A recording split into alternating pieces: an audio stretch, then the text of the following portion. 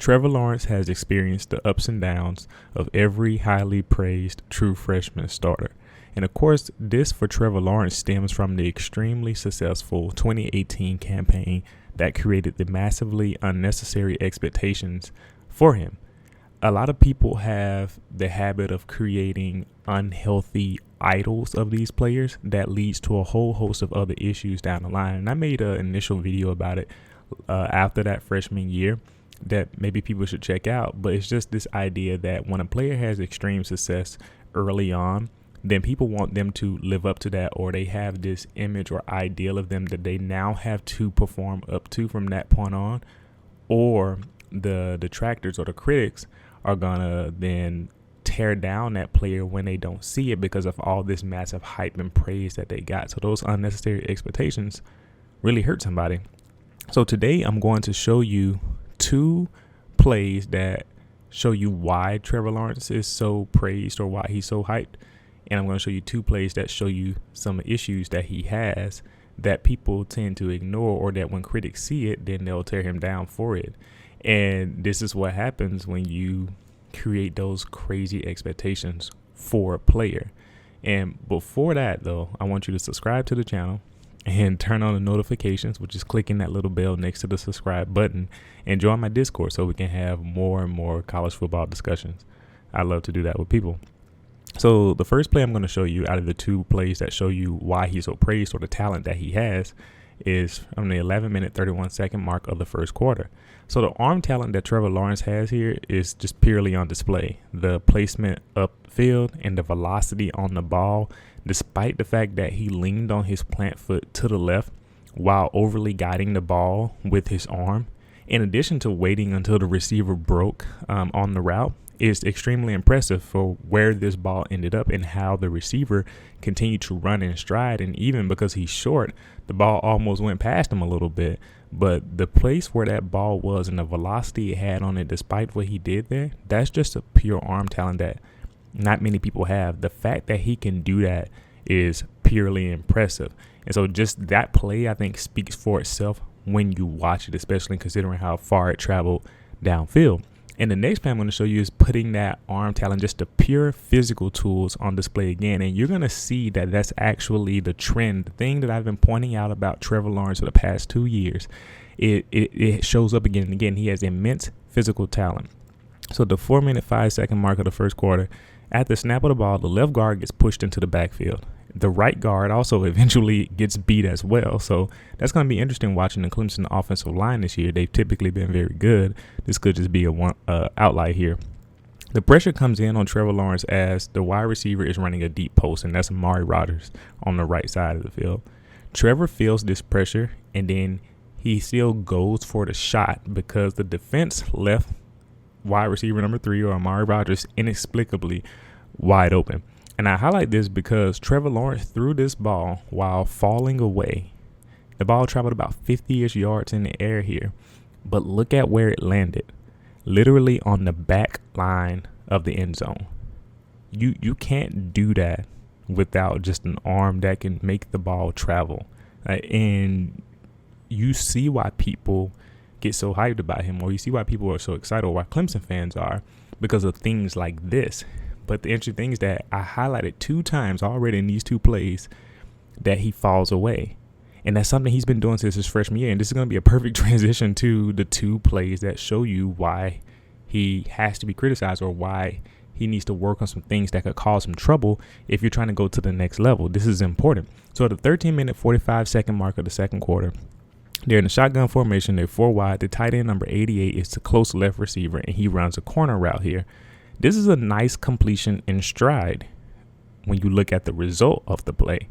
And some people look at just results of the plays and think like, okay, it's good. There's nothing wrong here. So you may be wondering, what is wrong here? Well, there's 2 things. He's late, and I'm putting in quote here on this throw, and you'll see why I say that. And he's falling away while throwing the ball unnecessarily. You do not want to do that.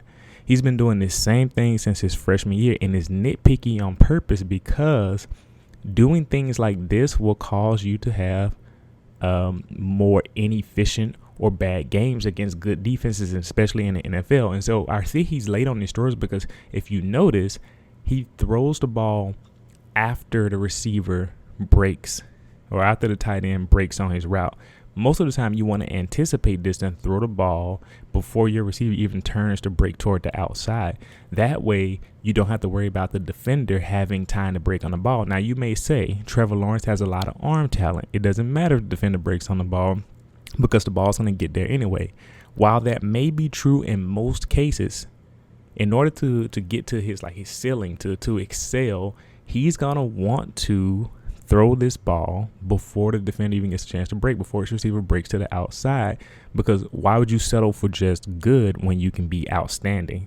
And that's something that I think a lot of people don't understand. The result can be great and you still didn't put in the most outstanding effort. And I think Trevor Lawrence can get to the next level by doing things like not falling away when you throw the ball, because that will slow you down. That'll cause the ball to have a bad placement. In this particular case, his lateness and the falling away did not lead to a bad play. As a matter of fact, it was in stride and it was a good completion.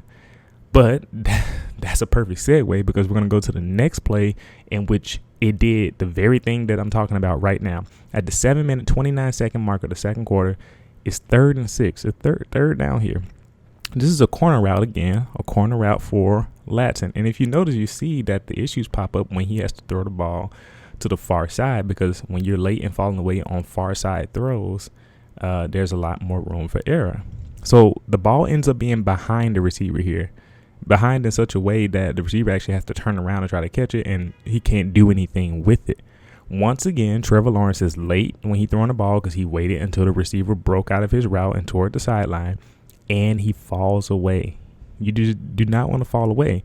And the receiver was wide open here, and this is how you can see it's egregious. You can see why it's a problem. This doesn't happen if he doesn't fall away and if he throws the ball before the receiver breaks.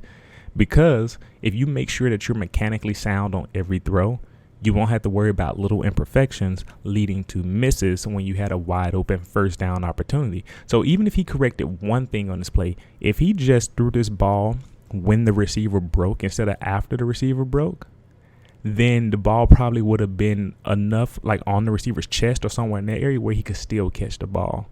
But because he waited and he fell away, the ball literally drifted to the right of the receiver instead of heading toward the left sideline. I hope I'm making sense. Do you all understand why I nitpick this? Why this is such an important thing to point out? Why it's so important to look at this the right way?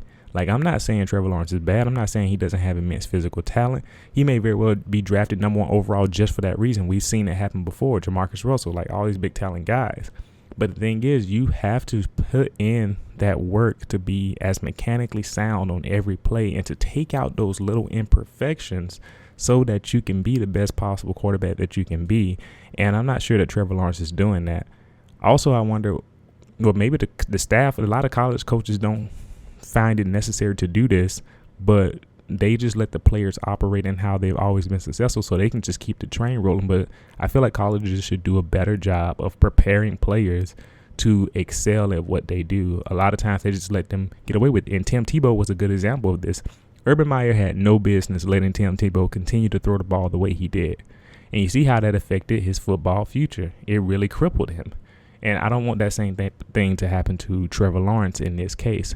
And so if you understand my point, let me know. Put it in the comment section below. Let's talk about it. If you think maybe I'm being too nitpicky, you can tell me that too. It'd be a good discussion to have. But in the end, does this concern you with Trevor Lawrence like it does with me? It's been 3 years now, or he's in his 3rd year, and he's making the same mistakes that he did as a freshman. Like I said, I've made videos about this topic already. And in the end, will it matter for the NFL? You can let me know all of that. I want to have a full discussion. But anyway, if you enjoyed this video, you can click on the video here to the left. It's the video that the YouTube algorithm recommends for you from my channel, and they're usually right, so it's probably something you'll like. And you can also click on the video to the right here. It's the last video I made, which I believe is the video I made on the Dallas Cowboys. So subscribe to the channel as well. I'll see you next time. Thank you for watching.